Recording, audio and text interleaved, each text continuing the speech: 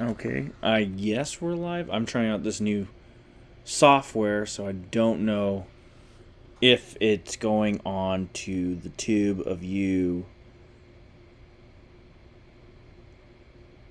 Well, if it is, it is, I guess. But anyway, this is left right out. Um, we'll just go into it. The real question is, did we just arm the Taliban? Now, I've talked about this the last little video I did. Now, the question is, what were we thinking? So we know, like I went over last time. We pulled out of Afghanistan, and one of the weird things, one of the strange occurrences that happened, that from my military experience is really baffling, is the lack of a proper turnover. We didn't, the Afghan National Guard, we didn't really turn it over to them. It didn't seem like we gave them any heads up. We just left in the dead of night, cut, electrical, I guess there was in the dark, and didn't even give them a real big heads up. Or maybe there's a little discontinuity there. I don't know what happened, but it's usually you have a week, a month, or whatever where you're turning things over, and it just didn't happen. We just did it. It seemed like a dead night. But here's the weirdest thing. So then, a report came out, and with pictures of Taliban soldiers in the base itself, or one of the bases, and they have M16s. They're pulling, you know, they're moving stacks of things or equipment, gear, presumably weapons and ammunition, and American weapons and ammunition. And that's not to say what other equipment that we've left. We've done that before. I know in Iraq the army has left like a bunch of stuff just laying around. Of course, ISIS got a hold of that. Now, or that's one of the how they got some of their weapons. They're able to get Humvees and Toyota trucks and all kinds of jazz. But it's interesting because I'm sure there's other things like Humvees or other, just stuff we don't normally do. And I can't believe this stuff gets, it's somebody with some collar weight to them with little stars and scrambled egg hats. They have knowledge of this for sure. There's just no way this doesn't get by that, that those type of people. So it baffles me that this is actually happening, right? So, it begs the question whether it's incompetence or this is like a larger conspiracy. I mean, not like a, taking over the world thing, but why would you just leave these weapons? And it goes back to another thing, because you look at it, like how much money is wasted by leaving equipment there. I know it costs a lot to ship stuff, but we're talking about when it comes to crated weapons, brand new weapons and ammo that's there. That should be on your exfil.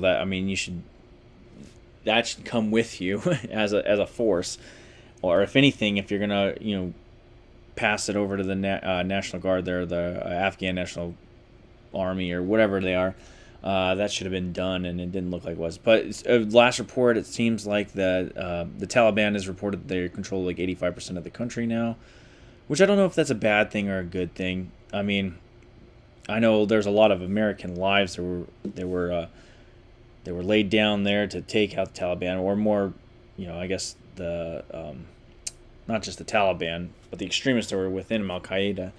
But if it's just the Taliban that's taken over and they bring some continuity to the country, it might be a good thing, and maybe they can keep out extremists. It seems like there is some lines of communication between the governments. I know in the Trump administration there were some talks with the Taliban and about getting on there. So somehow we're having some talks with them. I don't know if this, and that's the other thing I was getting to, is like, is this really this disconjointed us leaving, or was there some prior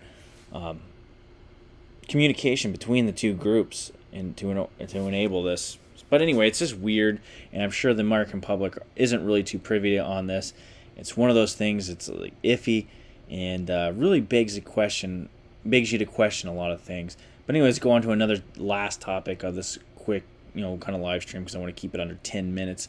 But another news thing when it comes on the economic front popped out, and that was Wells Fargo is ending its personal line of credit, or personal lines of credit. They're going to take them off. They're not going to offer them anymore. Anybody that has one, they're going to be on scheduled payments, but you can no longer utilize that facility. And what that also rings a bell of, the credit crunch back in '08.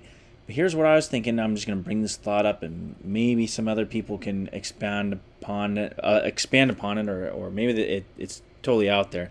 But the only reason you would do this, in my opinion, now would be because you think that either one, the American people are not credit worthy, or the people, your customers, or two, you are afraid of putting out a loan that's going to be devalued as a creditor in an inflationary environment. So you don't want to put out a loan of a certain interest rate and people pay you back with greater and greater devalued currency.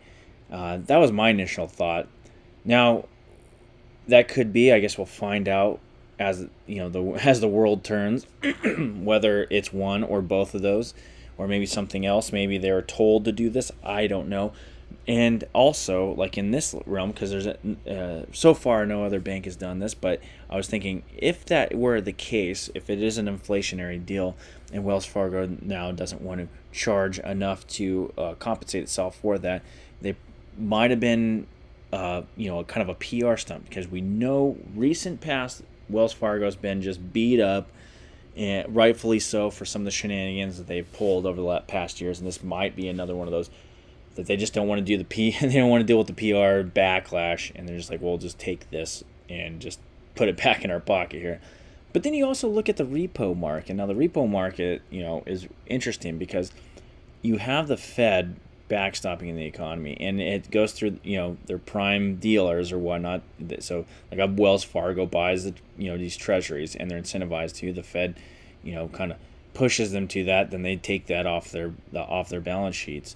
The Fed buys it, and then that's kind of how some of the monetization works. But so these banks are inculcated with a lot of cash.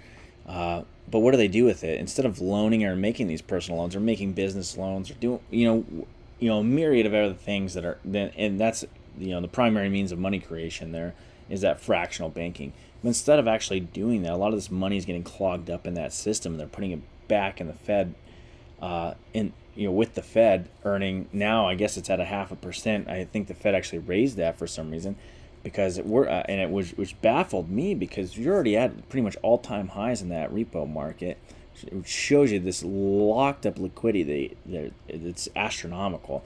I think we're almost approaching $1 million overnight, where they have sitting with the Fed earning now 0.5%. But I just imagine, and I was listening to somebody else, and it was like this.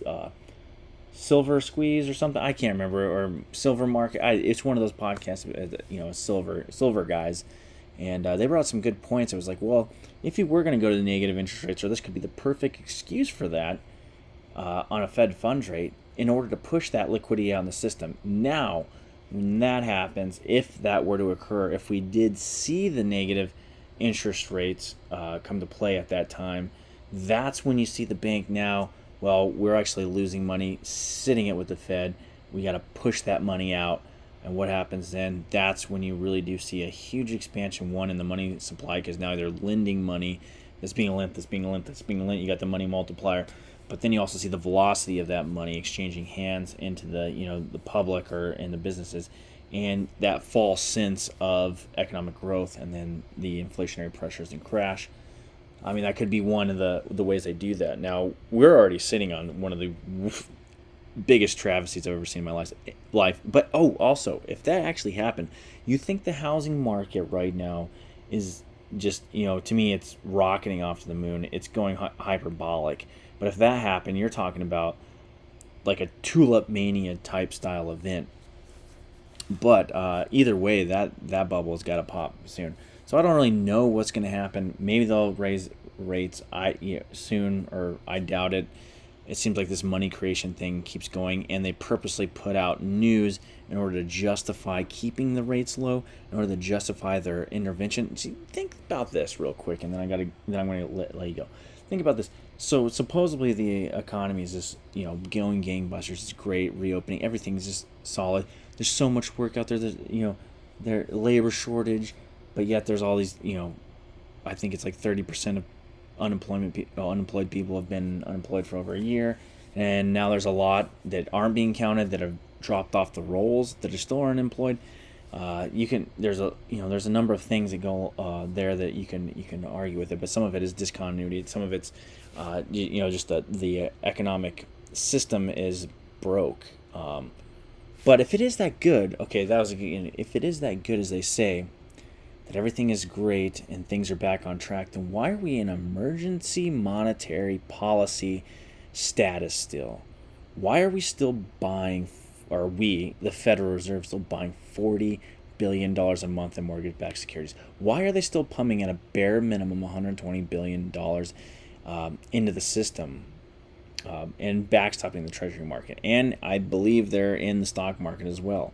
I believe they probably have a trading desk. I haven't confirmed that, but supposedly there is a trading desk at the New York Fed, and hey, they buy stuff when they need to buy stuff. It's hard for us to know, even though it's not in their mandate. There's so much, secrecy in this organization that it's hard to tell. But they are the ultimate arbiters of power in this country. Don't think that they're not.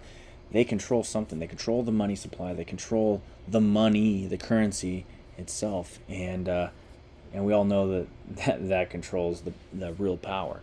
But anyway, I'll talk to you later. And subscribe. Hopefully this thing actually worked, and I'm gonna fix this around the thing. I can see it, but this is my first time using this, and we'll go from there for the next